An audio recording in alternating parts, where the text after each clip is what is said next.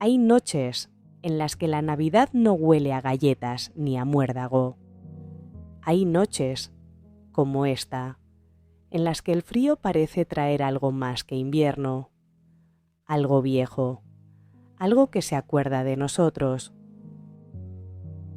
Bienvenidos, criaturas insomnes, a este especial oscuro donde recorreremos la Navidad que no sale en anuncios brillantes, ni en películas de sobremesa, ni en la mente ingenua de un elfo.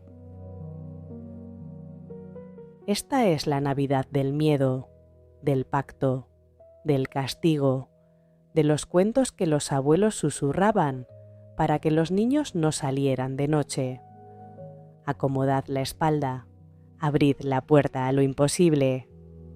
Hoy, queridos amigos, vamos a invocar 3 monstruos malditos de estas fechas. Y creedme, cada uno tiene algo que contar.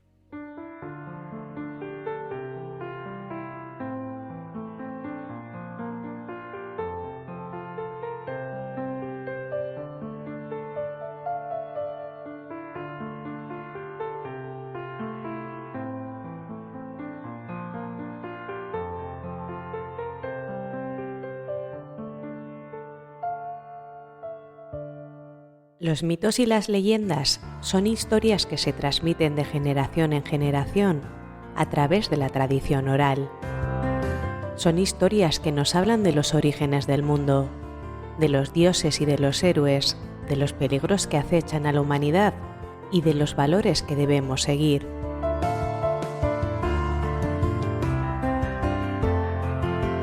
Los mitos y las leyendas suelen estar llenos de elementos fantásticos, como criaturas sobrenaturales, poderes mágicos y acontecimientos imposibles. Sin embargo, no son simples historias de fantasía. Tienen una función importante en las sociedades humanas. En primer lugar, ayudan a explicar el mundo que nos rodea. Nos hablan de los orígenes del universo, de la naturaleza y de los seres humanos. En segundo lugar, los mitos y las leyendas transmiten valores morales y sociales. Nos enseñan qué es bueno y qué es malo, qué debemos hacer y qué debemos evitar. En tercer lugar, los mitos y las leyendas proporcionan un sentido de identidad y pertenencia. Nos conectan con nuestra cultura y con nuestros antepasados. Si tiene nombre, existe. Para los que no me conozcáis, mi nombre es Blanca y os invito a quedaros conmigo. ¿Comenzamos?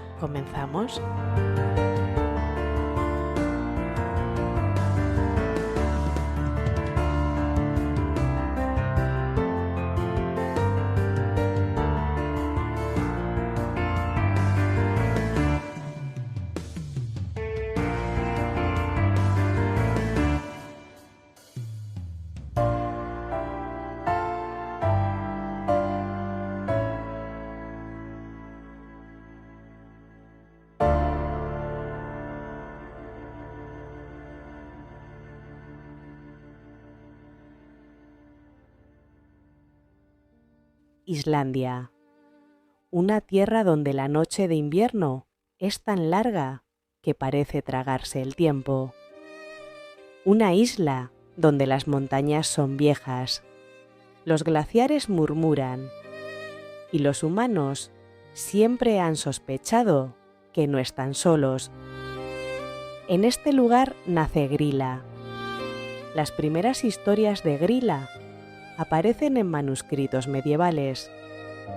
Hablan de una figura encorvada, mitad mujer, mitad ogra, que vivía apartada del mundo humano. No porque no pudiera acercarse, sino porque los humanos preferían no ser encontrados. Dicen que su silueta se veía a veces entre la ventisca, una sombra enorme, con orejas puntiagudas y dedos tan largos que parecían ramas muertas. Su rostro, según los relatos, Tenía la expresión de una madre cansada que ha pasado demasiados inviernos sin dormir. Una tristeza antigua, escondida detrás del hambre. Desde entonces, su leyenda se ha repetido con una frase que pasa de generación en generación. Grilla oye a los niños cuando lloran y nunca ignora el llanto. Pero lo curioso es esto. En muchas versiones, Grilla no comienza como un monstruo. Empieza como una mujer maldecida, una mujer que sufría y a la que el dolor arrancó lentamente lo que la hacía humana. Si tiene nombre, existe. Cuenta un viejo relato, raro, casi desaparecido, que Grilla fue madre antes de ser monstruo.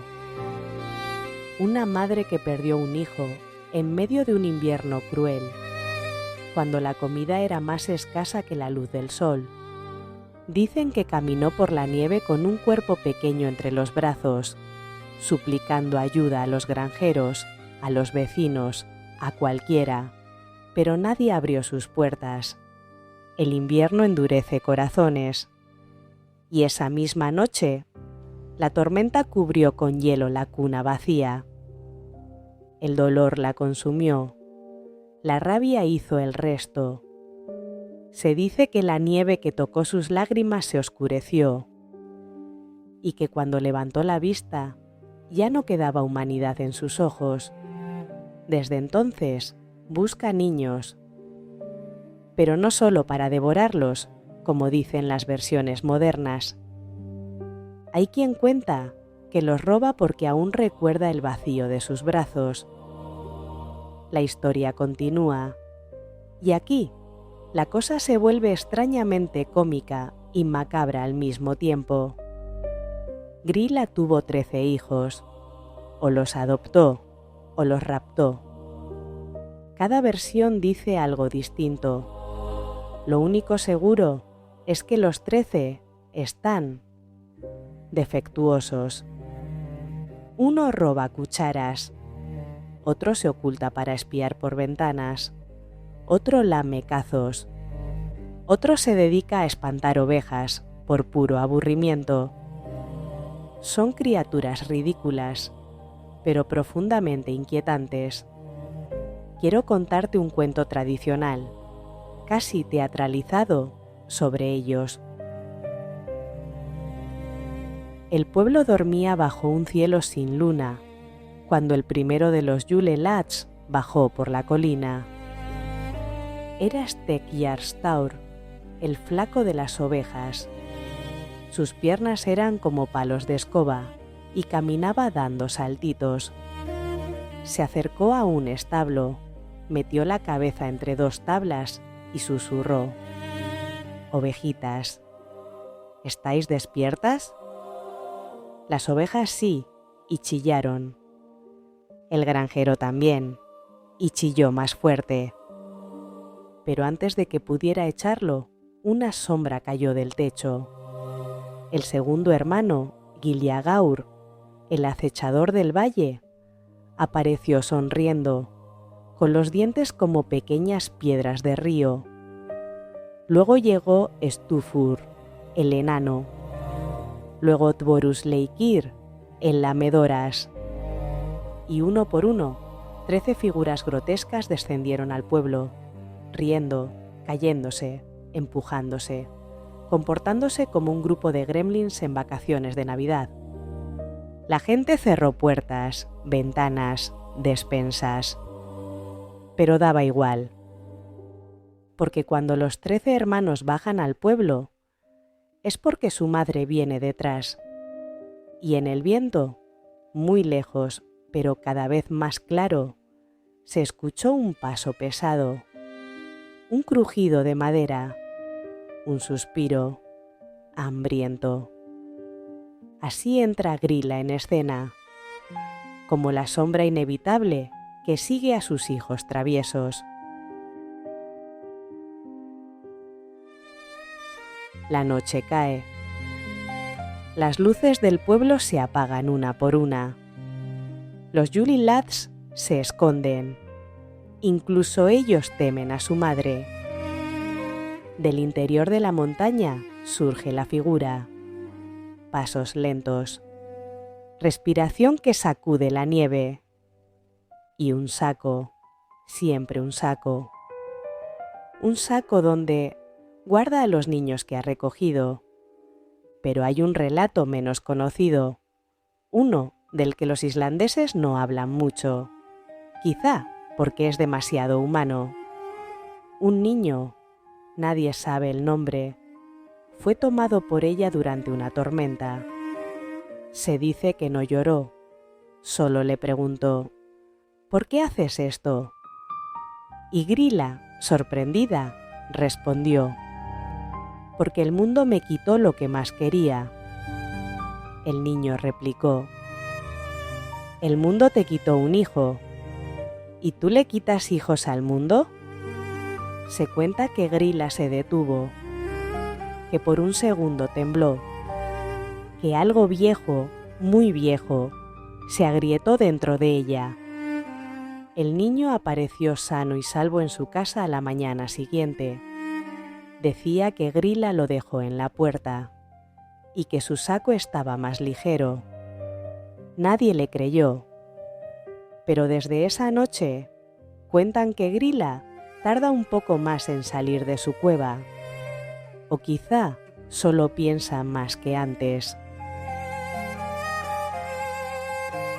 Grilla no es solo un monstruo, es un lamento con piernas, una advertencia. Una madre rota que convirtió el invierno en su guarida.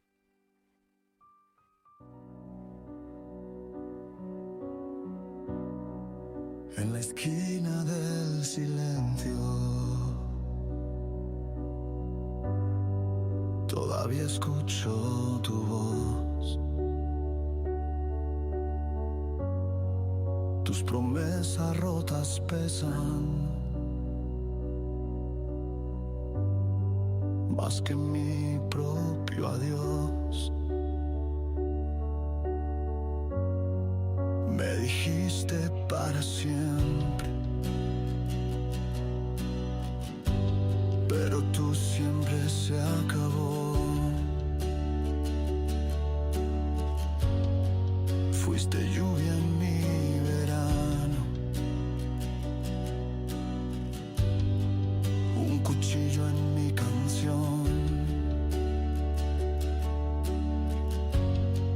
Y aunque intento no pensarte, tu sombra vive en mi piel, como un tatuaje invisible, como un grito que no se fue. Donde me dejaste, ahí sigo parado, con las manos rotas y el alma en pedazos. Fuiste mi destino, mi fe, mi pecado, y ahora soy un himno de amores olvidados. Tus recuerdos son cadenas. La Navidad tiene otros monstruos esperando. Uno de ellos está serrando el árbol del mundo mientras te hablo, y en cuanto lo deje a punto de romperse, bajará a buscarte. Dicen algunos sabios, los que leen, no los que opinan en redes, que el mundo se sostiene sobre un gigantesco árbol cósmico, un tronco que une cielo, tierra y los lugares donde las sombras hacen cola. Y allí, en las raíces, están ellos, los Kalikantsaroi. Pequeños demonios, feos como un pecado sin confesar, que pasan todo el año serrando el árbol del mundo para que finalmente se desplome y reine el caos. Pero hay un detalle maravilloso. Justo cuando están a punto de conseguirlo, llega la Navidad y se distraen. Suben a la superficie y se dedican a hacer travesuras. Así son, demonios que abandonan el apocalipsis por un par de fiestas. En Grecia, las abuelas describen a estos demonios con absoluta libertad artística.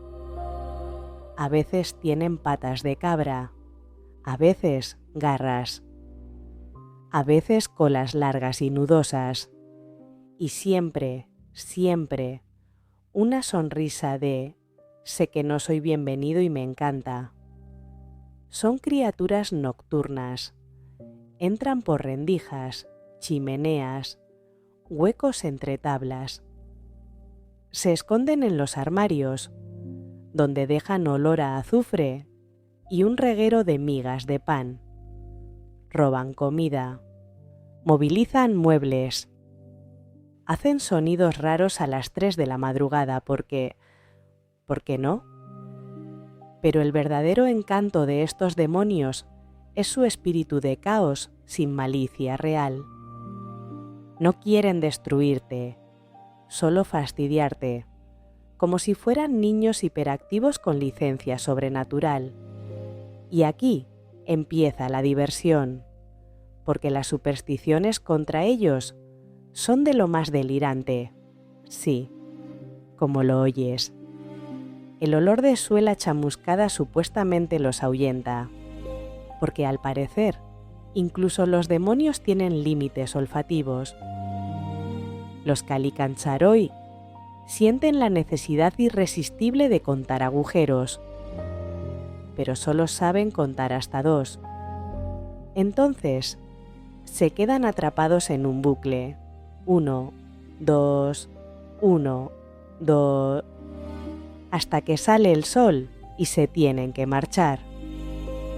Un hilo rojo en el dintel impide que crucen, porque los demonios respetan la moda navideña, supongo. Si tiene nombre, existe. Había un pastor llamado Nikos que pasaba los inviernos en una cabaña de montaña. Una noche, mientras alimentaba el fuego, escuchó un sonido extraño fuera. Un toc toc toc, suave, como uñas golpeando madera. Nikos abrió la puerta y encontró a un pequeño demonio temblando de frío. No más alto que un niño de 8 años, con orejas de murciélago y ojos demasiado grandes.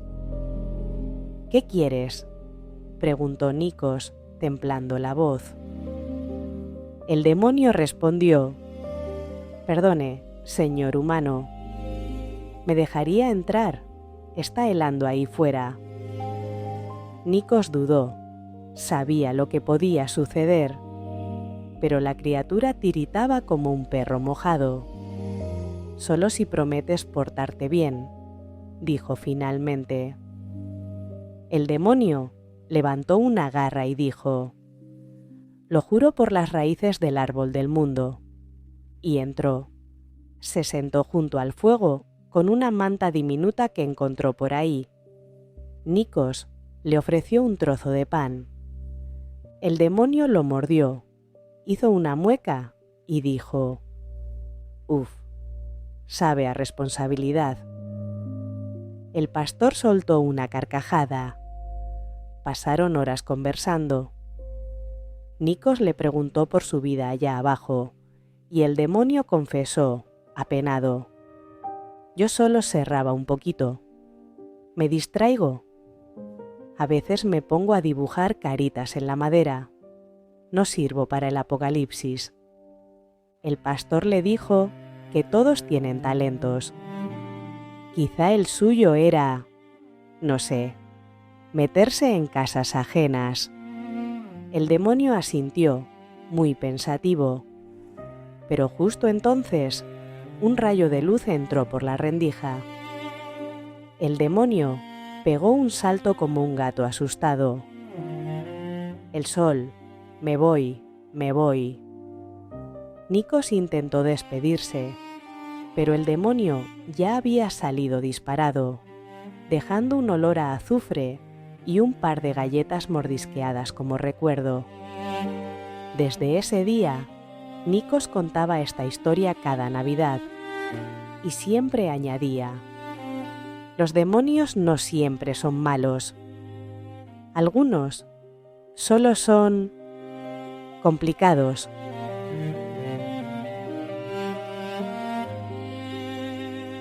Entre el 25 de diciembre y la Epifanía, los Kalikantzaroi campan a sus anchas. La familia Kalogiros vivía en una pequeña casa blanca en un pueblo griego junto al mar. Tenían un horno de barro, una mesa de madera y un gato gordísimo llamado Solón, que parecía más interesado en dormir que en cazar demonios. La madre, Elena, siempre advertía: cuando llegue la Navidad, cerrad bien las ventanas, que no entren. Pero los niños no creían en cuentos, y así empezó la primera noche. La familia escuchó pasos en la cocina. Cuando fueron a ver, el pan había desaparecido. Solo encontraron migas que llevaban al techo. Sí, al techo. Solón, normalmente apático, gruñía hacia la chimenea. Sus ojos seguían algo que los humanos no veían. «Está aquí», murmuró Elena, uno de ellos. Los niños escucharon sus nombres al revés en la oscuridad. La abuela encendió una vela y gritó: «Idos, bribones del infierno, tengo zapatos y sé quemarlos». Un silencio incómodo siguió. Luego, un susurro. ¿De cuero? Risas detrás de las paredes. Sombras pequeñas cruzando el pasillo. Puertas que se abrían solas, pero solo para cerrarse en las narices. Elena empezó a dormir con una escoba. Solón, con dignidad felina, se mudó a la despensa. Un Kalikantzaros intentó entrar. Vio el colador en la puerta. Se detuvo y empezó a contar. 1, 2. 1, 2. Los niños lo observaron por la ventana. El demonio seguía ahí cuando amaneció, murmurando: ¿por qué hay más agujeros que números? La familia estaba agotada. Los demonios felices. Cada noche inventaban una nueva forma de caos. Esconder calcetines, mover muebles, intercambiar sal por azúcar. Una vez pusieron peces dentro de los zapatos. El padre, Demetrios, juró que había sido el gato. El gato lo negó rotundamente con la mirada.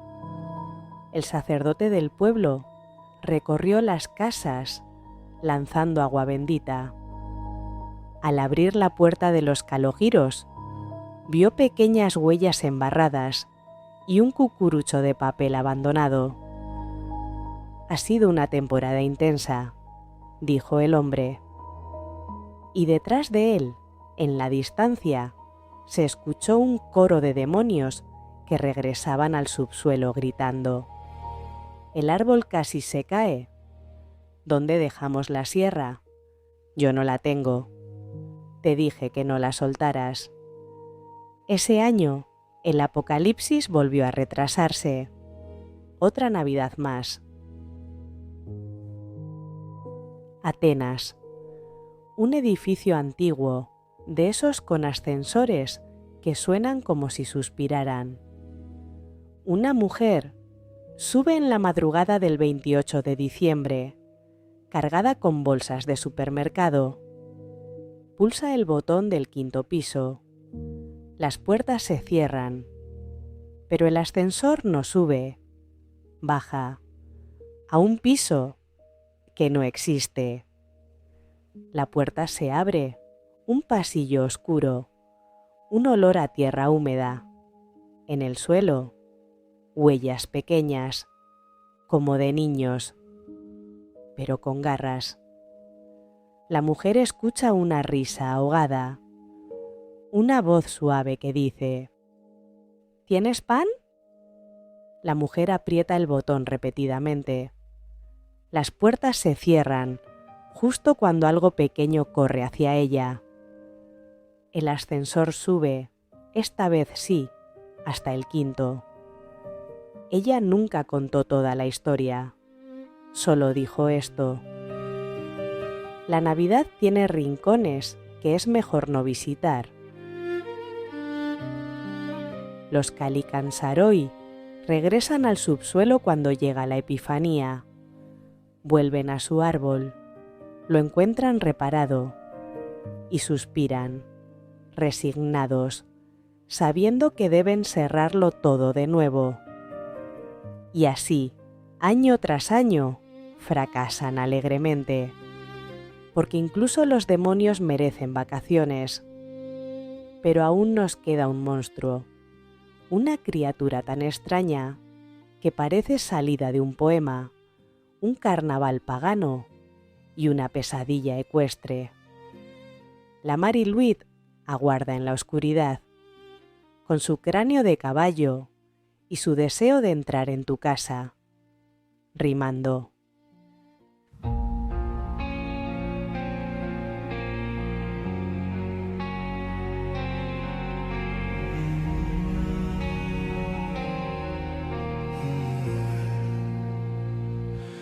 No era oro lo que buscaba, ni perlas que el mundo nombró. Era un cofre bajo las sombras, donde encerró lo que amó. Las cadenas no eran de hierro, eran promesas que no cumplió. Y en vez de cerrar un secreto, encerró su propio error. Ese cofre llevaba un corazón que latía como un tambor maldito, y cada noche sobre el timón lo escuchaba gritar bajito: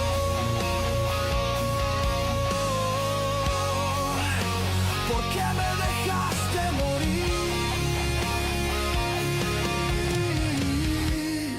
Sin siquiera decir que era amor.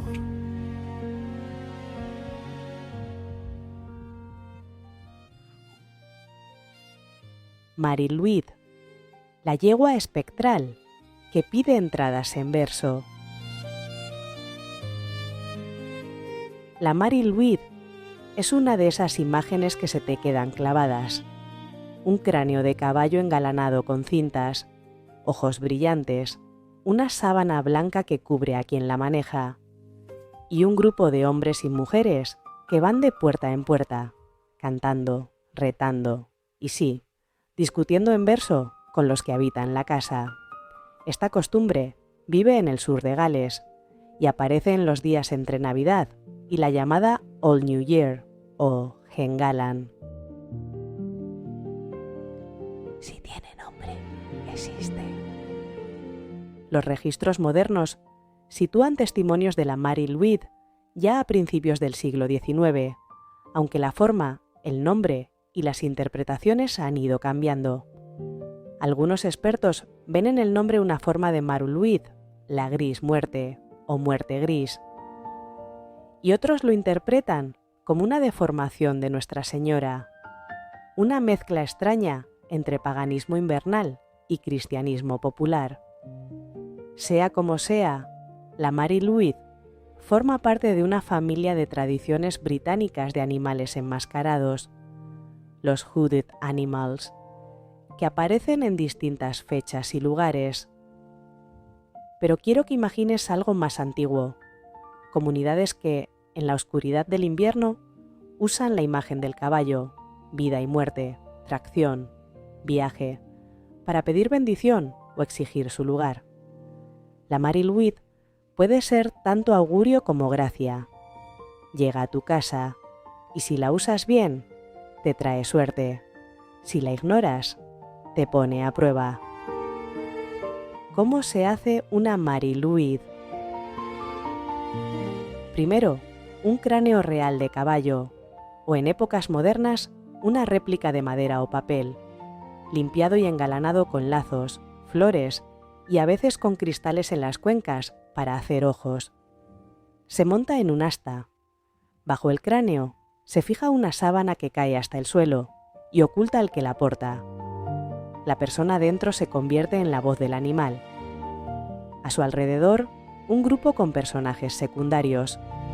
A veces un líder, quizá alguien vestido con trapos y otras figuras carnavalescas. Acompaña con cantos y gaitas. La parte central del rito es el punko, la pelea de versificación. La Mariluid y su troupe forman una ronda frente a la puerta de la casa y entonan una petición en versos. Los de dentro responden, negando la entrada en versos contrarios. Se compone así un duelo que puede alargarse y ser tremendamente cómico o de gran tensión, según la habilidad de los improvisadores. Si la troupe vence, la casa ofrece comida, bebida o el permiso para pasar. Si no, la Mariluid se marcha entre burlas. Llanginwid, un pueblo donde las paredes parecen susurrar, celebraba la Hengalan cada año con más ganas tras el invierno. Un joven, Thomas, oficiaba de guardián de la puerta. Aquella noche de hielo, la Mariluid llegó con un grupo que reía y lloraba a partes iguales. Su cráneo relucía con la luna. Tocaron en la casa de Thomas. La conversación en verso comenzó.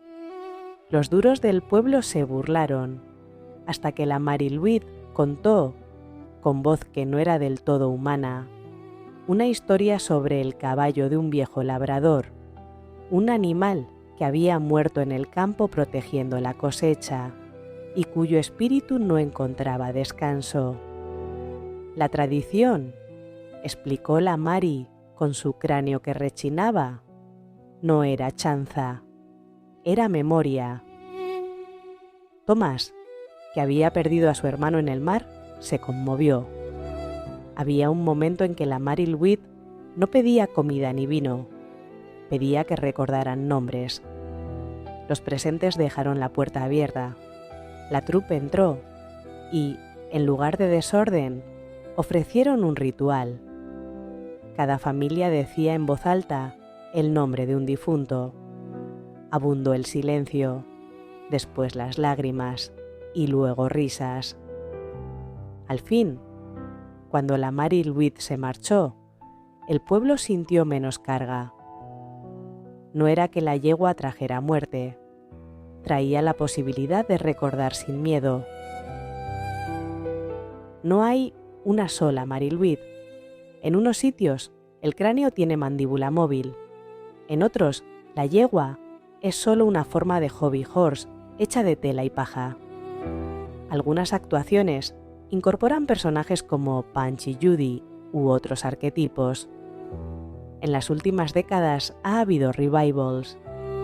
Pueblos como Llanginwid, Soan Cowbridge o Aberystwyth han reavivado la costumbre para celebraciones locales y han adaptado las prácticas al siglo XXI, manteniendo viva la conexión entre comunidad, invierno y recuerdo. La Mariluid es una figura liminal, entre la vida y la muerte, entre lo humano y lo animal, entre lo pagano y lo cristiano. Su llegada obliga a la comunidad a hablar de la escasez, de los muertos, de la hospitalidad. En un tiempo donde la frontera entre lo privado y lo público era más delgada, estas mascaradas servían para reafirmar lazos. Una anciana llamada Eira preparaba pastel de manzana cada Hengalan. Una Mariluid hambrienta llegó y comenzó a pedir. Eira no quería ceder el último trozo, era la receta de su madre. Pero al ver el cráneo que brillaba en la penumbra, recordó otra cosa. La receta era para compartir. Abrió la puerta. La Mari Louise entró, cantó una canción antigua y cuando se fue, dejó atrás una cinta roja que jamás volvió a marchitarse en la casa de Eira. Desde entonces, cada generación allí comparte la receta y la cinta como símbolo de hospitalidad. La Mari Louise no es un simple susto navideño, es una máquina de conversación antigua. Pone en juego hospitalidad, memoria y el misterio del invierno. Cuando la llevas a la puerta, no es solo un cráneo, es una pupila que te mira por dentro para ver si sigues contando nombres, historias y canciones. Y si no lo haces, bueno, la yegua puede volver el año siguiente con más versos. El fuego del estudio está casi apagado. La vela que encendimos al principio se consume con un último destello azul. Y mientras la noche se asienta, esa noche que nos acompañó por montañas islandesas, aldeas griegas y caminos galeses, siento que no estamos solos aquí. Grilla observa desde la distancia, envuelta en nieve antigua. Los Kalikansaaroi regresan a su raíz, riéndose, mientras arrastran una sierra demasiado grande para sus manos. Y la Mari Louise sigue rondando, buscando puertas que no teman abrirse. 3 criaturas distintas, 3 sombras del invierno. Y sin embargo, todas ellas traen un mismo mensaje, que ahora, al final de este viaje, puedo escuchar con claridad.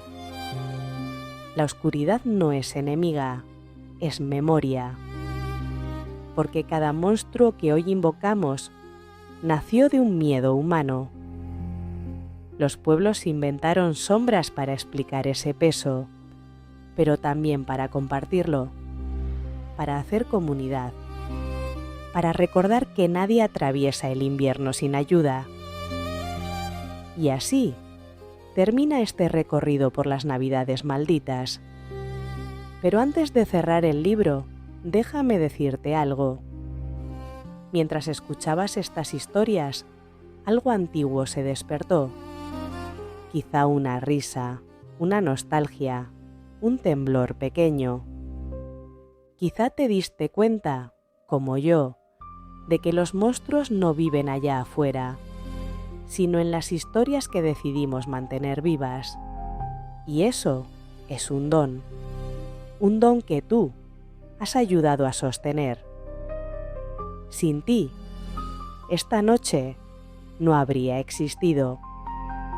Ni estas voces, ni estos fantasmas, ni este estudio que ahora huele a nieve, pan quemado y un poquito a azufre.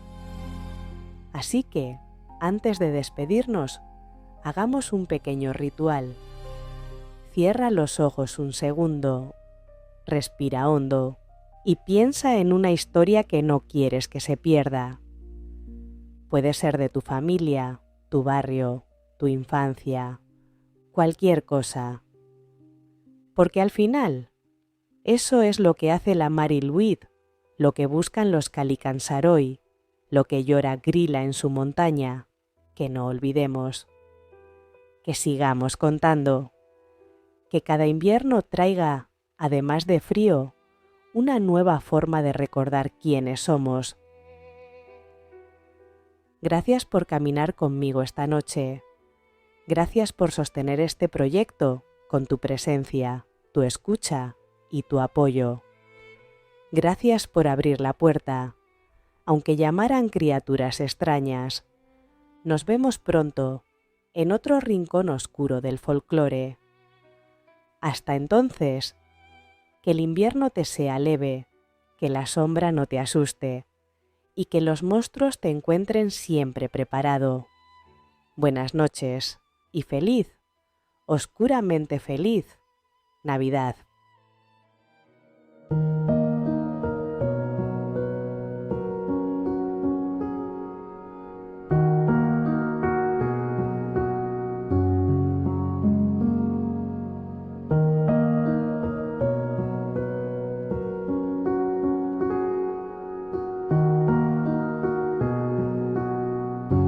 Si tiene nombre existe es un podcast creado y editado por mí para llegar a las personas que como tú comparten mi pasión por la cultura, leyendas, tradiciones.